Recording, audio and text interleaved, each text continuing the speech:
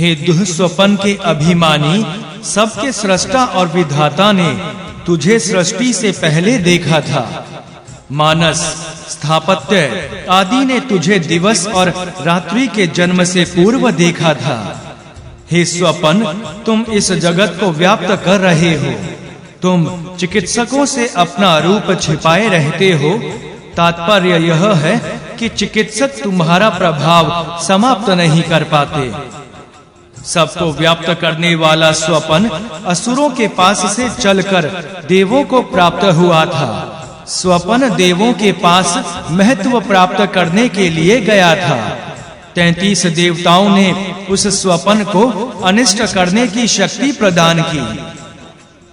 देवों के द्वारा स्वपन को जो अनिष्ट कारक शक्ति प्रदान की गई थी, उसे ना पिता जानते हैं और ना देव जानते हैं। आदित्यों ने दुःस्वप्न से बचने का उपाय वरुण से पूछा। वरुण ने आदित्यों को स्वपन से बचने का उपाय बताया। आदित्यों ने जलों के पुत्र मित्र नामक ऋषि पर अनिष्ट फल सूचक स्वपन को स्थापित कर दिया। पापी पुरुष उस दुःस्वप्न का भयंकर फल प्राप्त करते हैं।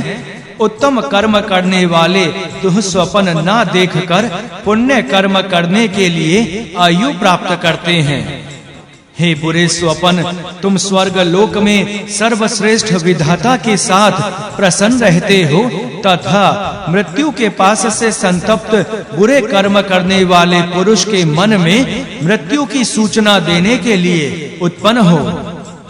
हे स्वपन, हम तेरे सभी परिजनों को जानते हैं तथा इस समय तेरा जो स्वामी है उसे भी जानते हैं। तेरे परिजनों तथा स्वामी को जानने वाले हम यशस्वी जनों की इस प्रसंग में यज्ञ अथवा अन्न के लिए रक्षा करें। जो लोग हमसे द्वेष करते हैं, तुम उनके साथ दूर देश में चले जाओ। सूक्त 57वां देवता दुःस्वप्न नाशन।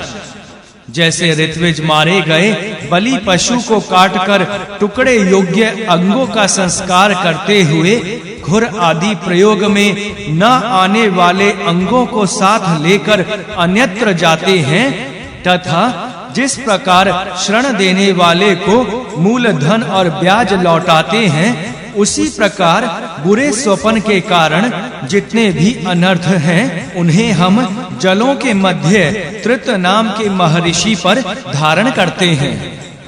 जिस प्रकार राजा लोग दूसरे के राष्ट्र का विनाश करने के लिए एकत्र हो जाते हैं, जिस प्रकार एक शरण के ना चुकाने पर बहुत से शरण हो जाते हैं, जिस प्रकार कुष्ठ रोग होने पर बहुत से रोग हो जाते हैं, जैसे पशुओं के खुर आदि अनुपयोगी अंग फेंकने में गड्ढे अथवा पुराने कुएं में एकत्र हो जाते हैं, उसी प्रकार हम अपने दुःस्वप्न को उसके पास भेजते हैं जो हमसे द्वेष करता है।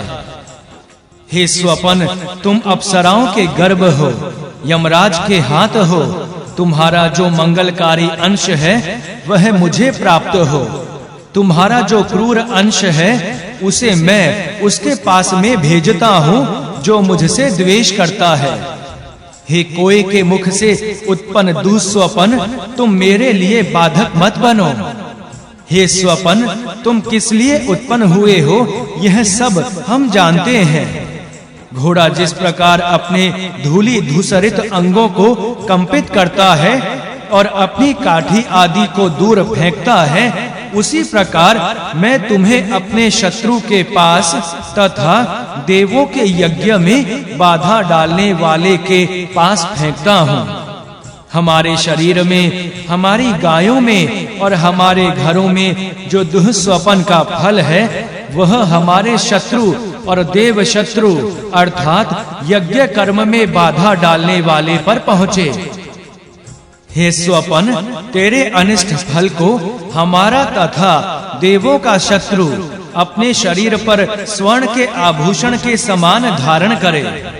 हमारे दुःस्वप्न का जो फल है वह हमसे 9 मुट्ठी दूर हट जाए।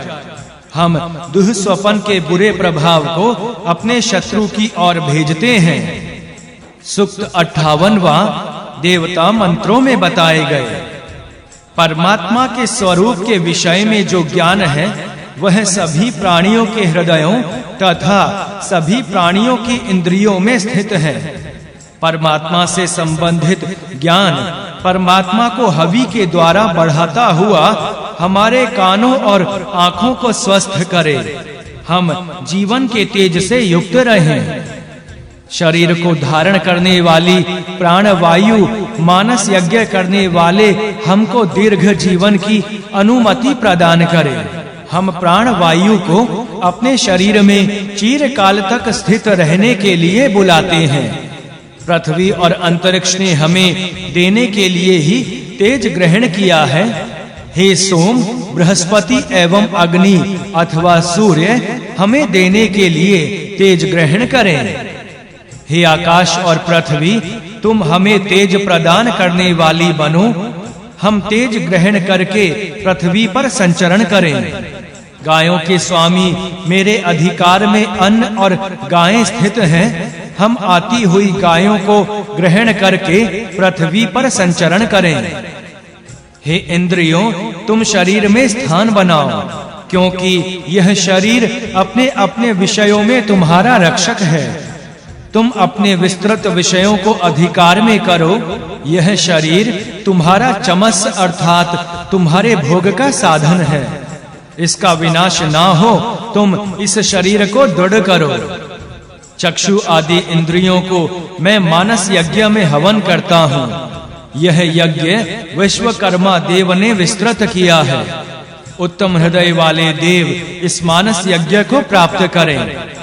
देवताओं में जो समय समय पर यज्ञ करने वाले अर्थात ऋत्विज हैं तथा जो यज्ञ के योग्य हैं, इन दोनों के भाग के रूप में हवि प्रदान किया जाता है। जितने महान देव हैं वे अपनी अपनी पत्नियों इंद्राणी आदि के साथ इस यज्ञ में आकर हवि प्राप्त करें तथा तृप्त हों। सूक्त 59वां देवता अग्नि। हे अग्नि, तुम यज्ञ कर्मों का पालन करने वाली हो। तुम मनुष्यों में जठार अग्नि के रूप में सभी और व्याप्त हो। तुम दर्श, पौर्णमास आदि यज्ञों की स्तुति के योग्य हो। हे देवों, अपने व्रतों को ना जानने वाले हम जानने वालों को नष्ट करते हैं। उस लुप्त कर्म को जानती हुई अग्नि पूर्ण करे। वह अग्नि सोम के संबंध से ब्राह्मणों के सम्मुख जाती है। जिस मार्ग पर चलकर देवों को प्राप्त किया जाता है, हम उस मार्ग पर चलें। हम जो अनुष्ठान कर सकते हैं उसे करने के हेतु देवों के मार्ग पर गमन करें।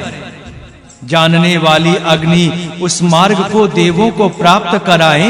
वही अग्नि देवों और मनुष्यों का आह्वान करने वाली है। अग्नि यज्ञों तथा ऋतुओं को सुरक्षित करें। सूक्त 60वां देवता याज्ञ आदि। मेरे मुख में वाणी हो, मेरी नासिका में प्राण रहे, मेरी आंखों में देखने की शक्ति रहे, मेरे कानों में सुनने की शक्ति हो, मेरे केश श्वेत ना हो, मेरे दांत कभी ना टूटे, मेरी भुजाओं में अधिक बल रहे, मेरे उरुओं में ओज रहे, जंघाओं में वेग रहे तथा चरणों में चलने की शक्ति रहे, मेरी आत्मा अहिंसित रहे तथा मेरे सभी अंग पाप रहित हो। सूक्त 61वां देवता बृहस्पति। मैं जीवन भर अपने दांतों से खाता रहूं। मैं शत्रुओं को अपने शरीर से दबाने में समर्थ रहूं। हे अग्नि, तुम मेरे घर में सुख से प्रतिष्ठित रहो। तुम स्वर्ग में भी मुझे सुख से संपन्न बनाओ। सूक्त 62वां देवता बृहस्पति। हे अग्नि, तुम मुझे देवों का प्रिय बनाओ, मुझे राजाओं का भी प्रिय करो। मैं सभी देखने वालों का, शूद्रों का और आर्यों का प्रिय बनूं, अर्थात सबका प्रिय बनूं। सूक्त 63वां देवता बृहस्पति। हे बृहस्पति, उठो और देवों को मेरे यज्ञों का ज्ञान कराओ। तुम इस यजमान की आयु, प्राण, प्रजा पशु तथा कीर्ति को बढ़ाओ। तुम इस यजमान की वृद्धि करो